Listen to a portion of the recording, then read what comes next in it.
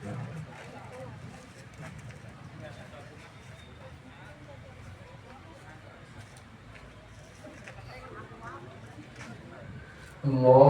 Akbar.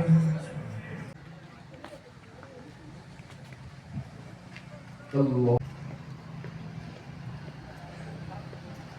Salah satunya menjadi representatif walaupun belum 100%, tapi semangat namanya. Semuanya. Video, yang termasuk katakan saya. Iya, Mbak. Ya, karena tempat yang terbatas, kami khawatir nanti justru membahayakan Bapak dan Ibu. Haryono sepuh kita memohon Pak Anies untuk menerima hadiah yang posisinya ada di atas. Masya Allah, Masya Allah. Mohon untuk lenggah kembali Pak Anies, lenggah ada di kursi Pak Anies langsung. Alhamdulillah. Assalamualaikum warahmatullahi wabarakatuh. Alhamdulillah, wassalatu wassalamu ala rasulillah wa ala alihi wa ashabihi wa wala wa ba'd. Yang sama-sama kita muliakan, yang sama-sama kita banggakan, putra, insyaallah putra bangsa kita. Beliau motivator, sekaligus beliau adalah penyemangat dari kondisi bangsa kita yang sekarang cukup mengalami ujian. Beliau bapak kita, yaitu Bapak Dr. Anies Rashid Baswedan, atau yang lebih kita akrab menyapanya dengan Abah Anies. Selamat datang, ahlan wa sahlan bi qulubikum wa marhaban di masjid tercinta kami dan lebih lagi di kota Solo kami. Kemudian yang saya muliakan, yang saya hormati para alim ulama, para hadirin hadirat, para tamu undangan, para donatur. Sebagai bentuk ringkasnya tidak perlu saya sebut satu persatu. Baiklah, kami mewakili satu takmir, yang kedua panitia peresmian Masjid Nur Mirah ingin menyampaikan beberapa hal. Yang pertama, kami mengucapkan alhamdulillah, summa alhamdulillah, wa syukurillah, perjalanan renovasi Masjid Nur Mirah yang berjalan hampir memakan waktu 2 tahun lebih. Alhamdulillah kita sudah merasakannya. Ini merupakan sebuah anugerah yang luar biasa. Dulunya kecil, dulu acara yang kita laksanakan biasanya adalah buka puasa Senin Kemis yang dihadiri kurang lebih 50 di bawah. Lama-kelamaan meningkat, apalagi kita punya kajian, ada tabligh akbar, sampai tidak muat Pak Anies. Sehingga kadang kalau pas buka puasa Senin dan Kemis dilanjutkan dengan kajian, itu peserta bisa di antara 300 sampai 500. Yang pada akhirnya panitia dan takmir memutuskan untuk melakukan renovasi 3 lantai. Alhamdulillah. Hanya saja yang atas belum sempurna.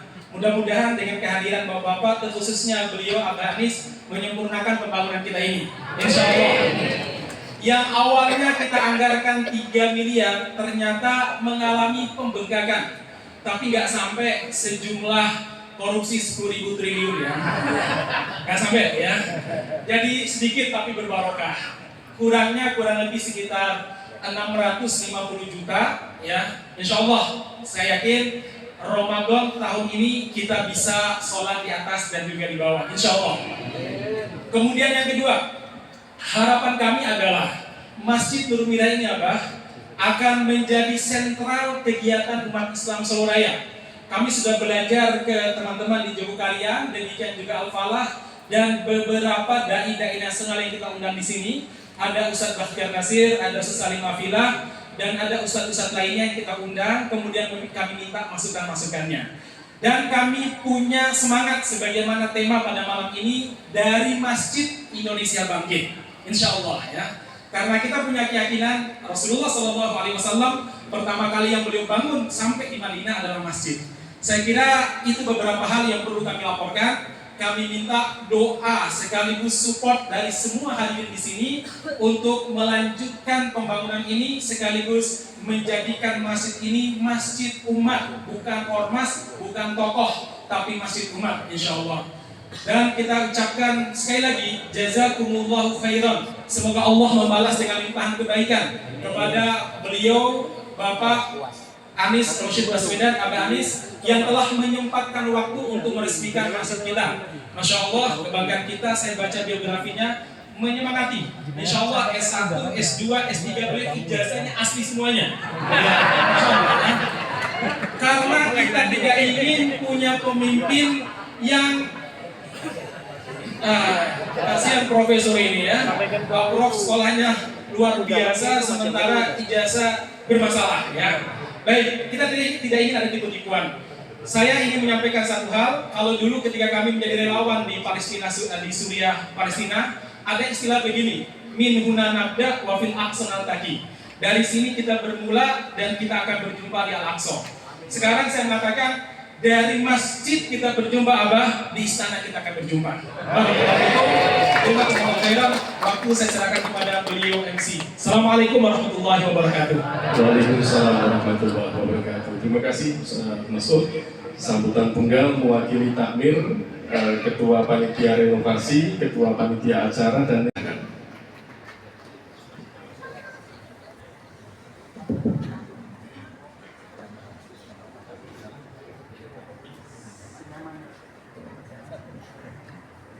Saya sambil berdiri aja ya.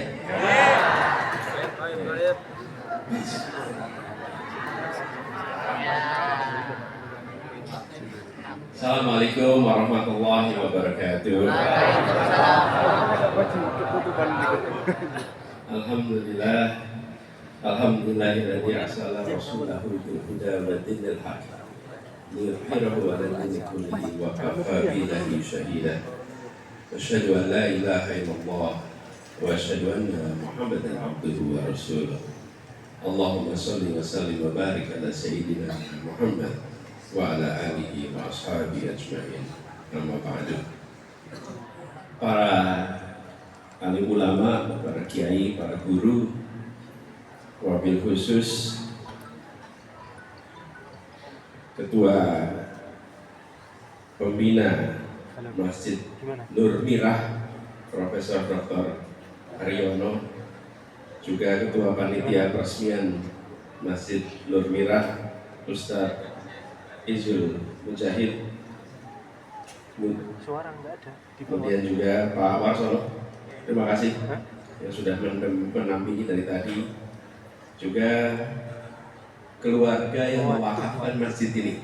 Insya Allah ini jadi aliran pahala yang tak henti. Keluarga Bapak Tisno Tamilih dan semua saja yang tanpa mengurangi rasa hormat, tidak mungkin kami sebutkan satu persatu. Ini berderet tokoh-tokohnya di sini. Mohon izin tanpa mengurangi rasa hormat, kami tak menyebut nama satu persatu. Pertama tentu kita panjatkan rasa syukur Allah Subhanahu wa taala. Alhamdulillah kita diberikan nikmat sehat, bisa bersama-sama silaturahmi menyaksikan peresmian renovasi sebuah masjid. Yang kedua, saya ingin tanya, siapa yang undang saya ke sini?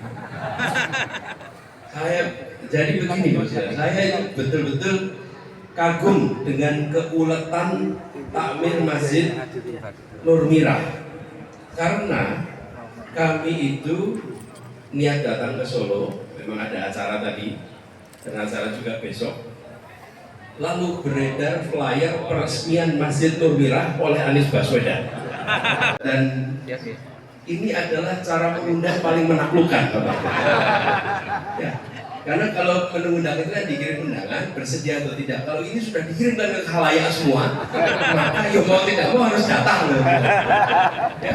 Nah, tapi saya ingin sampaikan, saya bersyukur sekali bisa sampai di sini, bisa menyaksikan dari dekat. Insya Allah ini menjadi keberkahan buat semuanya. Jadi saya mau sampaikan terima kasih, sebuah kehormatan. Saya tidak menyaksikan proses pembangunannya, tapi diberikan kesempatan untuk menyaksikan proses penyelesaian. Insya Allah penuntasannya nanti. Ini kan diresmikan tapi belum tuntas kan? Jadi Bapak Ibu, tolong dilihat di atas masih kosong Bapak Ibu. Itu harus dituntaskan. Insya Allah yang di sini nanti penuntaskan sama-sama. Nah, jadi saya ingin sampaikan terima kasih dan bersyukur sekali bisa melihat dari dekat, apalagi tadi dengar bahwa masjid ini adalah salah satu sentra kegiatan dakwah di Solo.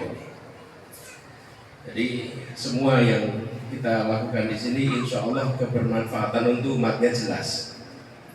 Nah, lalu saya diberikan tugas menyampaikan pesan-pesan. Ini saya nguyai Banyu Segoro, karena di sini ustadz-ustadz lengkap, ustadz-ustadz lengkap, guru-guru ada. Jadi kalau dalam fikih itu misalnya tayamum itu batal kalau ada air, betul nggak? Nah saya ini tayamum dengan airnya, batal saya nih kalau ngomong nih kalau ada air gitu. Tapi karena saya dapat tugas, jadi saya ingin menyampaikan beberapa. Dan ini tadi disampaikan juga bahwa ya kita saling berikhtiar. Doakan juga ikhtiar perubahan untuk Indonesia nantinya bisa terlaksana.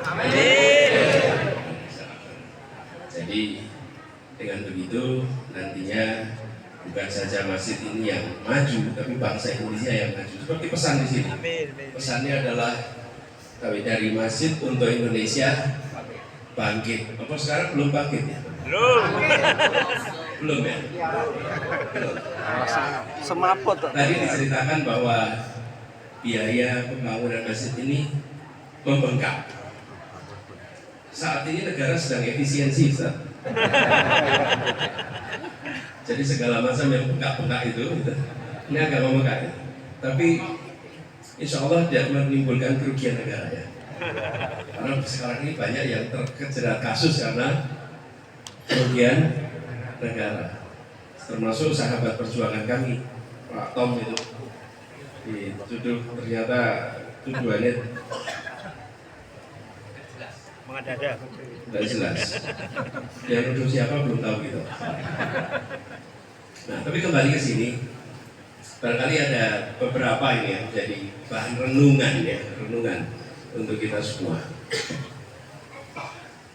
Kenapa saya katakan renungan? Ya, saya tidak berani menyampaikan ini sebagai sebuah pesan untuk kita laksanakan, tapi insya Allah kita sama-sama. Mengapa Bu sekalian kita perlu reflektif renungan? Kita semua menjalani hal yang sama, tapi pengalamannya beda-beda. Yang membuat seseorang itu berpengalaman kalau dia mengambil hikmah dari yang dijalani. Kalau tidak mengambil hikmah dari yang dijalani, dia tidak jadi pengalaman. Sama-sama kuliah 4 tahun, tapi punya pengalamannya 8 tahun. Bukan karena kuliahnya 8 tahun, karena dia mengambil hikmah yang banyak selama 4. Tapi ada yang kuliah 4 tahun, pengalamannya 2 tahun. Pengalaman 2 tahun. Ya karena dia tidak mengambil hikmah. Ini nggak nyinggung siapa-siapa ya, Pak. Jadi kita bicara tentang hikmah.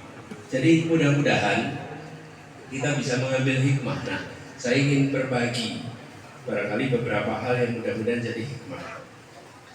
Jadi peresmian masjid ini sebagai simbol keberkahan dan kemajuan bagi lingkungan di sini.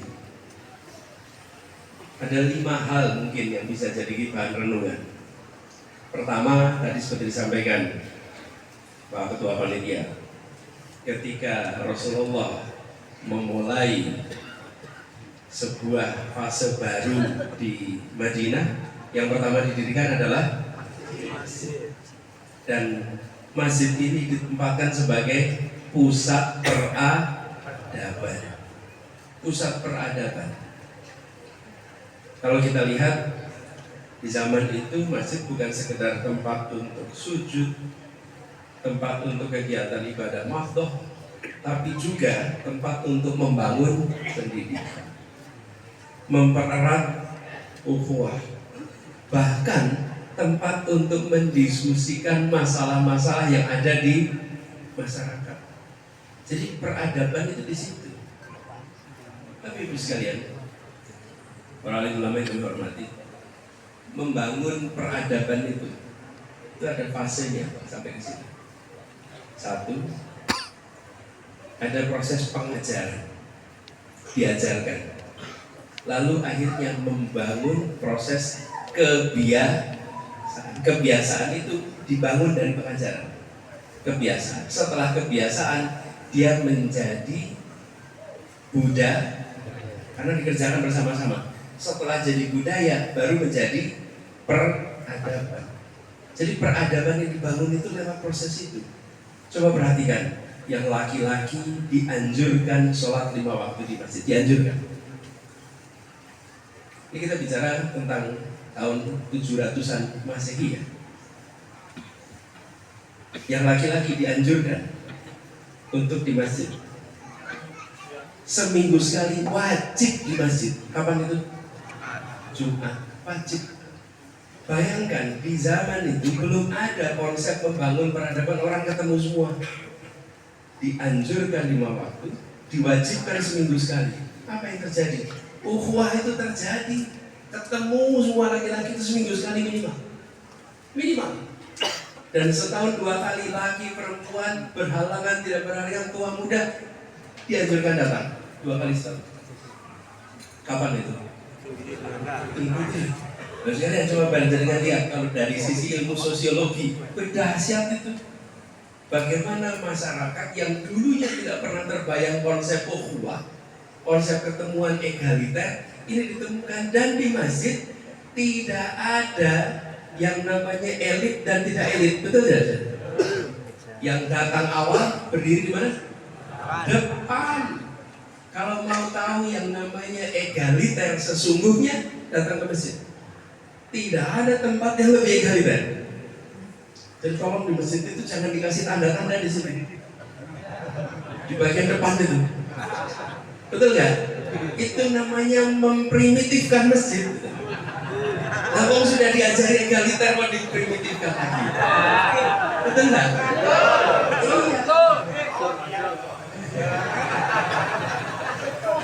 Iya. Jadi dulu juga saya pas lagi di kantor pemerintah, boleh dicek. Saya paling tidak pernah mau dikasih duduk disiapkan di depan. Kalau datang telat ya di belakang. Betul tidak? Nah,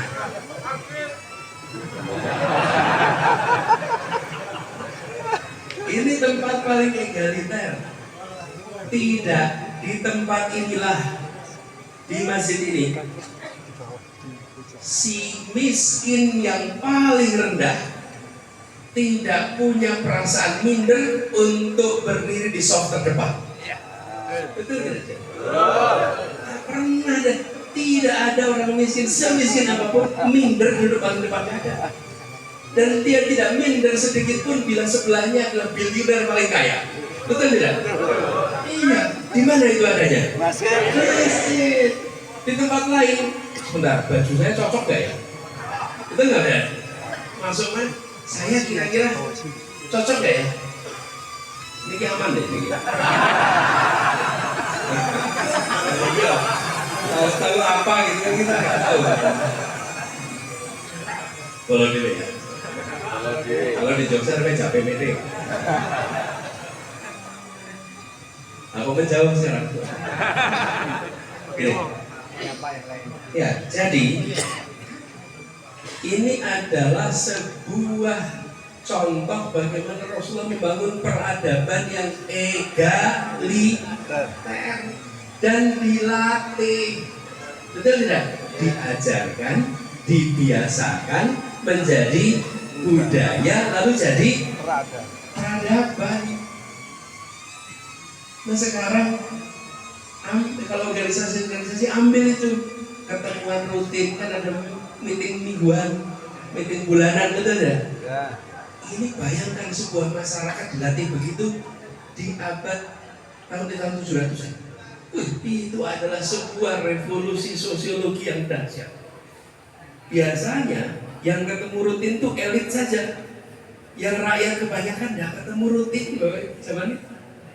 Yang ketemu rutin sama bahasa resminya aristokrat. Aristokrat kaum bangsawan. Untuk pertama kalinya dibuat sebuah tempat yang tidak ada kelas bangsawan, tidak ada kelas rakyat kecil. Ini dahsyat, betul-betul dahsyat. Nah, kembalikan itu di masjid-masjid ini. Insya Allah Nur Birahi bisa seperti itu.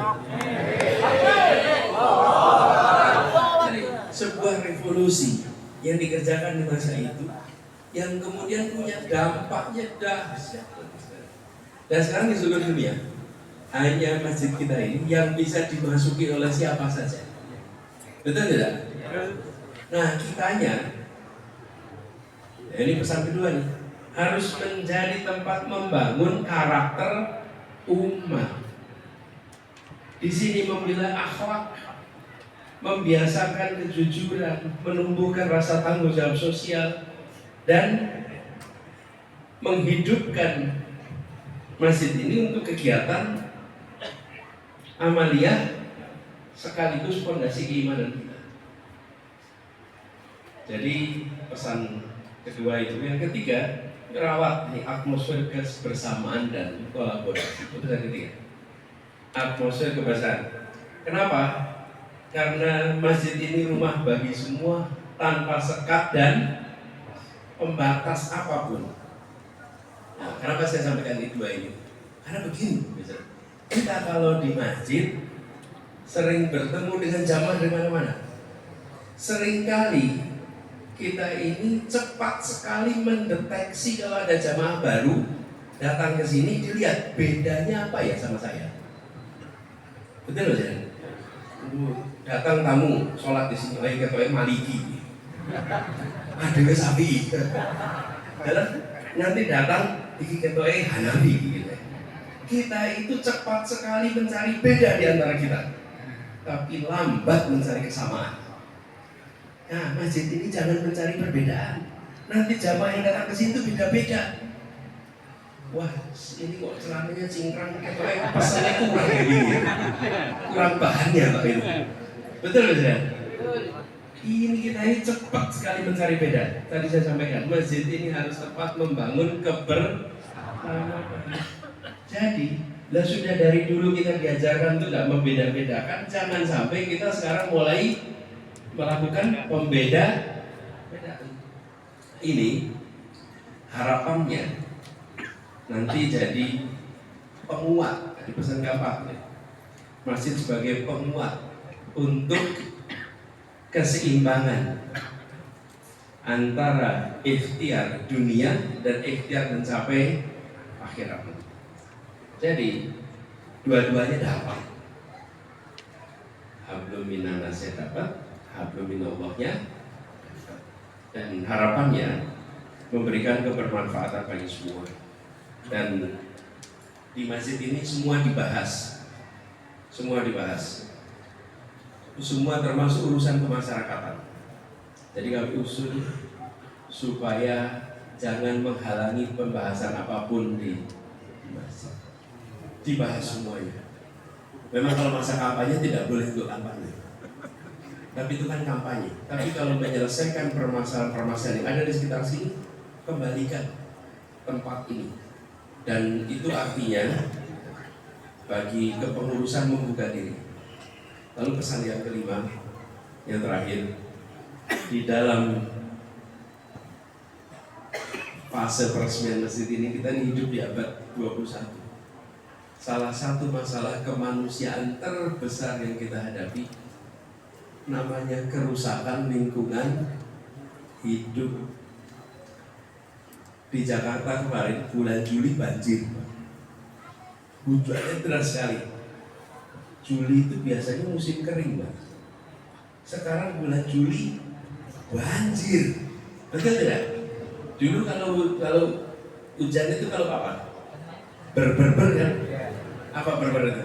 September, Oktober, November, Desember itu kan musim hujan kan? Nah sekarang tidak tapi iya, Juli, sudah gak teratur. Permukaan air laut naik. Kenapa? Karena ada pemanasan global. Cuman karena ini persoalannya sedunia, jadi kita merasanya jauh dari diri kita. Tidak. Saya malah melihat masjid harus menjadi yang pemula di dalam membangun kesadaran masalah lingkungan hidup di lingkungan kita semua.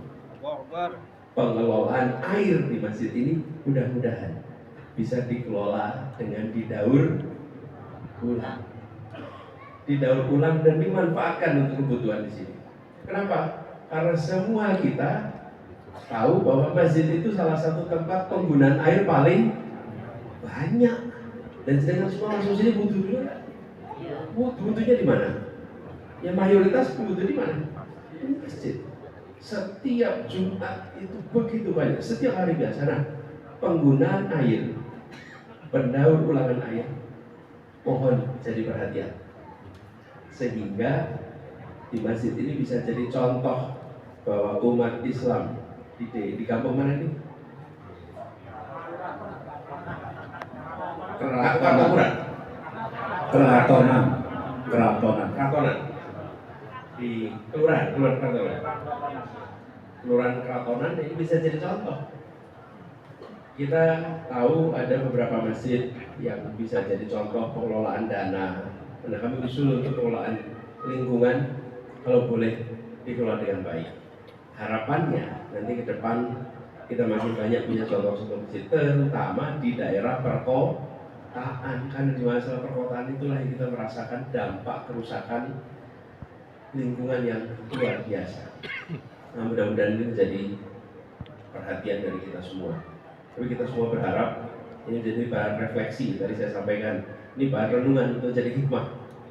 Mudah-mudahan dengan direnovasi masjid ini, maka masjid ini memakmurkan jamaah sekitarnya. Sambil kita semua bisa memakmurkan masjid. Saya merasa bersyukur bisa ikut menjadi saksi. Insya Allah peristiwa 11 Oktober ini akan peristiwa yang dikenang oleh masyarakat Keratonan dan Solo khususnya, peristiwa peresmian masjid yang membawa keberkahan bagi semuanya. Amin. Dan ini menjadi sumur pahala bagi semua yang terlibat. Semuanya saja banyak di sini. Tadi dibilang sambutannya cuma 1 orang, tapi kerjanya pasti bukan 1 orang. Betul ya? Betul. Yang pegang mikrofon itu cuma 1 atau 2, tapi yang bekerja di balik itu, ini seperti hari ini Pak, saya pegang mikrofon, semua mendengarkan. Sebetulnya yang paling berkuasa bukan yang pegang mikrofon Pak, yang paling berkuasa itu pegang sound system Pak. Saya nggak tahu di mana itu. Kalau pegang sound system itu memutuskan mematikan amplifier, cetak, rampung acara kita. Betul nggak? Itu kata DPR. Kalau DPR matikan ini ya.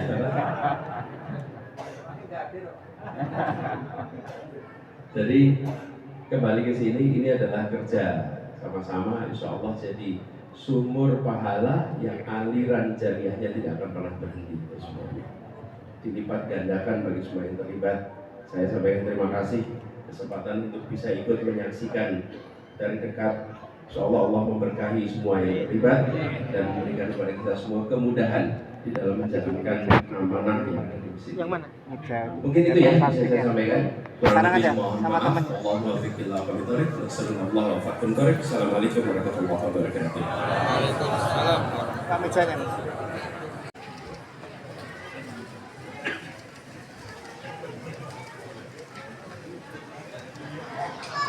Dengan semangat. Allahu Akbar. Allahu Akbar. Sallallahu ala Muhammad.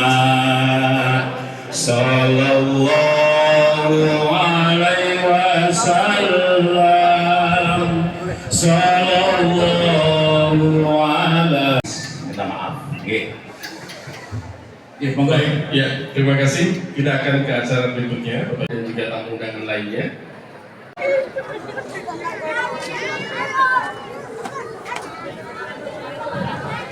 Utamakan ibu-ibu dan akhwat ya, bapak-bapak bisa nahan diri dulu biar tidak saling tabrakan. Mas.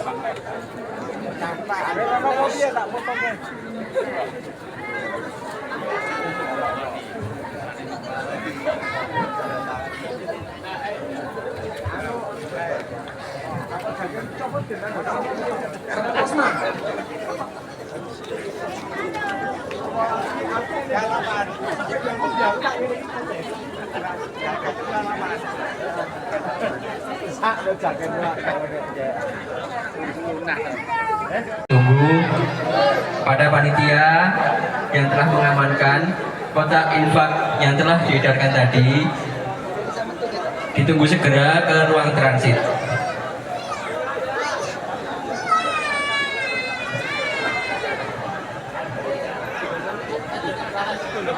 Semoga lancar perjalanannya Abah Anis dan tim.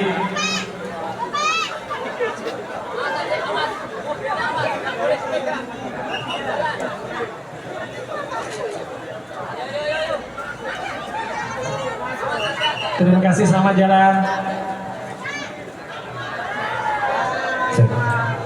Ditemukan Jalan. Ada 3 mobil. Ayo ke sini kembali. Teman-teman silakan untuk segera mengambil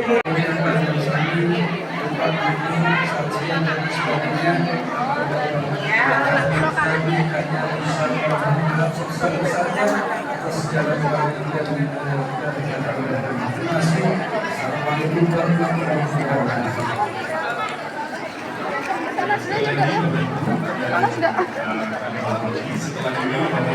ini